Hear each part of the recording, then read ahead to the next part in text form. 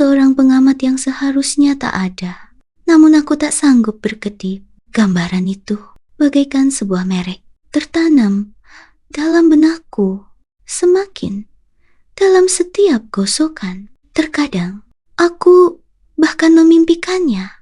Dalam mimpiku, ia masih berdiri di luar pintuku. Matanya gelap. Udara terasa membeku.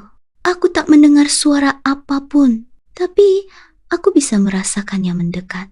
Dalam mimpiku, aku mencoba bicara, tapi tenggorokanku terasa seperti tercekat, dan aku hanya bisa membuka mulut dalam diam. Saat terbangun, jantungku berdebar kencang dan spray basah oleh keringat. Ponselku bergetar. Xiaoqing, Sabtu malam, pukul 23. Ingat untuk membiarkan pintu tak terkunci. Nomor yang tak dikenal. Aku tahu, itu dia tanpa berpikir. Jariku melayang di atas layar, hampir siap untuk menekan blokir. Tapi aku tak bisa. Aku segera melihat sekeliling, memastikan orang tuaku tidak ada. Lalu dengan panik menghapus pesan itu. Tapi aku hafal setiap katanya. Selama 2 hari itu, aku merasa seperti ditarik oleh benang tak kasat mata. Benar-benar terpisah dari kenyataan. Sambil menggosok gigi, aku menatap wajahku yang pucat dan tegang di cermin. Saat makan, saya sering berhenti mengunyah. Lupa ada makanan di mulut. Bahkan saat mandi malam, saya membayangkan jika dia benar-benar datang, apakah dia akan berdiri di pintu kamar mandi? Apakah dia akan mendorong pintunya? Saya berulang kali berkata pada diri sendiri, jangan buka pintunya, kau tidak boleh membiarkannya masuk. Tapi suaranya begitu samar, seperti kerikil yang jatuh ke air yang dalam. Nyaris tak menimbulkan riak. Pukul 22. 57 hari Sabtu. Saya duduk di tempat tidur. Kedua tangan saya tergenggam. Detak jantung saya luar biasa cepat. Kipas angin berputar. Tetapi udaranya tetap terasa tebal seperti dinding. Dan dunia terasa berat dan lambat. Saya mendengar jam di lantai bawah berdentang pukul 11. Kenop pintu berputar pelan. Terdengar bunyi klik pelan. Pintunya tidak terbuka sepenuhnya, hanya sedikit bergerak. Sebuah tangan perlahan terulur masuk, seolah memeriksa apakah ada yang sudah bangun atau mungkin menunggu saya untuk menurutinya. Saat itu, jantung saya berdebar kencang dan napas saya tercekat. Pintunya benar-benar terbuka. Aku tidak menguncinya. Aku tidak merespons. Tetapi aku juga tidak berusaha menghentikannya.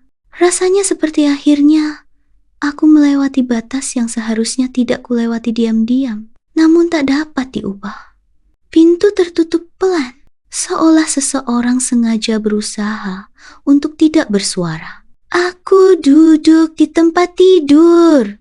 Suara napasku sendiri terdengar di telingaku. Tubuhku terasa terpaku di tepian. Cahaya bulan menyusup melalui celah-celah gorden, memancarkan cahaya dingin keperakan ke lantai. Dia berdiri di sana. Sosoknya terpotong menjadi garis ramping oleh cahaya bulan, seperti patung hitam. Berdiri diam di ujung koridor. Dia tidak berbicara. Aku juga tidak bergerak. Pemandangan itu begitu familiar, seperti adegan yang diputar berulang-ulang dalam mimpi. Kini terekam jelas di depan mataku. Kau tidak mengunci pintunya, bisiknya. Suaranya serak. Tenggorokanku tercekat, tetapi aku tetap berbicara. Kau bilang kau tak akan membiarkanku menguncinya.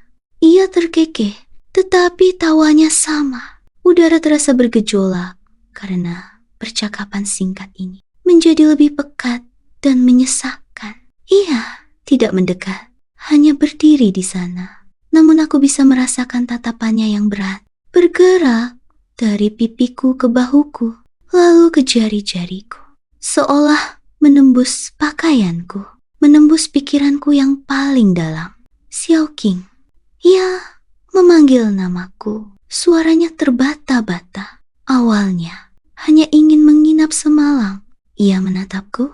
Senyum getir tersungging di sudut mulutnya. Tapi ketika aku melihatmu malam itu, aku sadar aku bukan lagi paman kecil yang hanya mengejekmu tentang wajah tembammu saat kecil. Aku tidak berkata apa-apa, hanya berdiri dan berjalan ke arahnya. Matanya tampak berkedip sejenak. Lalu ia kembali tenang. Aku berdiri begitu dekat dengannya, begitu dekat hingga aku bisa mencium aroma tubuhnya campuran keringat, deterjen, dan sedikit keliaran yang tak terlukiskan.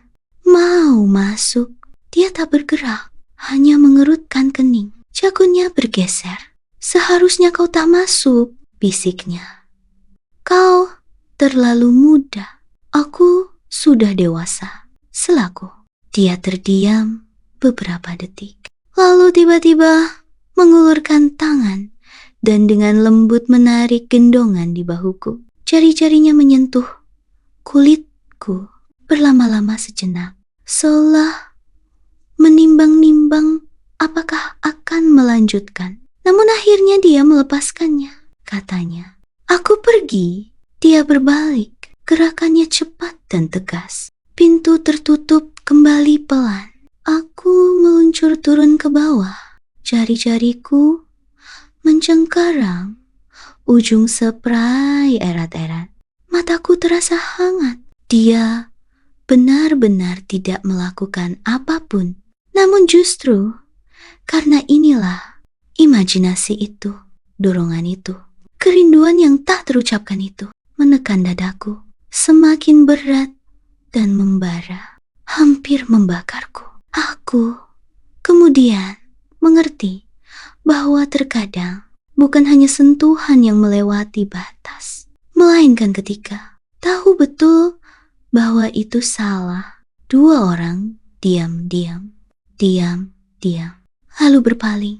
Hal yang paling berbahaya bukanlah masuknya dia, melainkan masuknya dia ke dalam hatiku dan penolakannya untuk pergi. Setelah malam itu, aku berubah. Bukan hanya perbedaan yang dangkal. Orang tuaku tetap tidak menyadari ada yang aneh.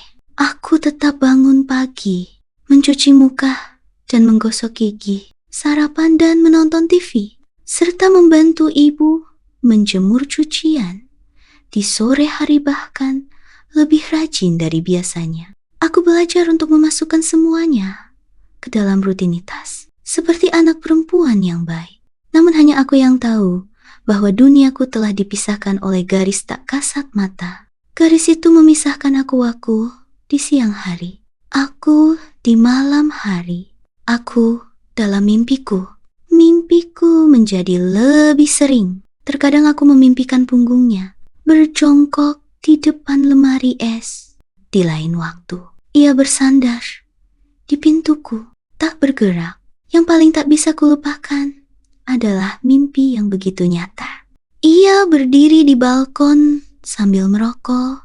Angin malam meniup kaos putihnya ke tubuhnya. Garis-garis itu seperti hasrat samar yang terpendam jauh di dalam pikiranku. Tiba-tiba menyala. Aku menghampirinya dan memeluknya dari belakang. Saat itu, ia tidak berpaling, juga tidak menolak. Ia hanya mematikan rokoknya dengan lembut, berbalik, meletakkan tangannya di bahuku dan berbisik di dahiku. Kau yakin?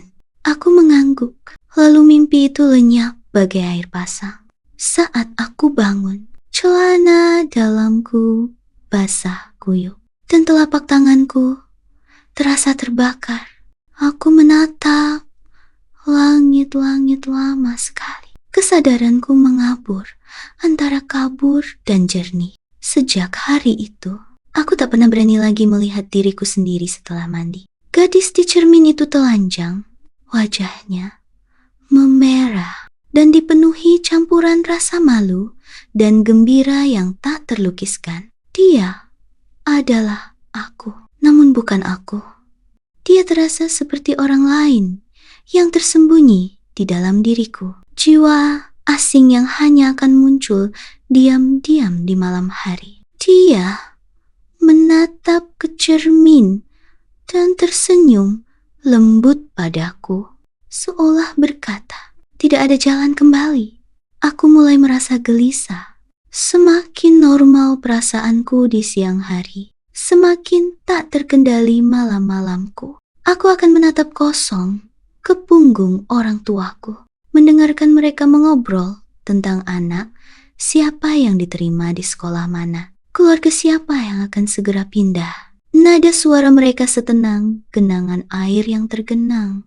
Namun, di dalam diriku terasa seperti api yang menyala tersembunyi.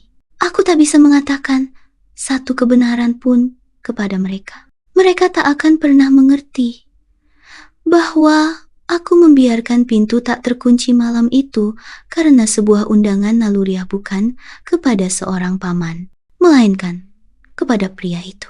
Dia tidak mengirim pesan lagi, juga tidak menghubungiku, seolah-olah malam itu tak pernah terjadi. Tapi dia tak perlu menghubungiku. Dia sudah terlanjur menetap di pikiranku. Saat menaiki tangga, tiba-tiba aku teringat dia berdiri di ambang pintu malam itu saat membuka pintu kulkas. Tanpa sadar, aku membayangkan lengannya dan keringat di sana. Bahkan di sore yang cerah, aku bertanya-tanya, apakah aku gila? Mengapa sinar matahari bisa memiliki aroma seperti itu panas